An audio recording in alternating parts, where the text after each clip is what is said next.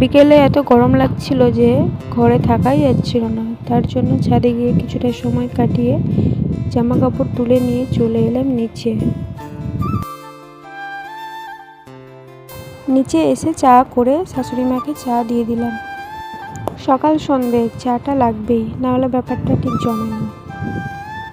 তুমিও যদি চা প্রেমিক হয়ে থাকো তাহলে কিন্তু কমেন্ট করতে ভুলো না। গরমের জন্য আমি চা খেলাম না, আমি এই ফুটিটাই খেলাম। তারপর চলে এলো আমার নেল আর্টিস্ট, আর আমার 2 দিন হলো আমি নেল এক্সটেনশন শিখছি। তো যাই হোক, ক্লাস করতে করতে আমার প্রায় 8:30 মতো বেজে গেছিলো। রাতের খাবার খেয়ে ফ্রেশ হয়ে নিলাম। আজকের ভিডিওটা এই পর্যন্তই। সবাই ভালো থেকো, সুস্থ থেকো, দেখা হবে নেক্সট কোনো মিনি ব্লগে। টাটা, আর সবাইকে গুড নাইট।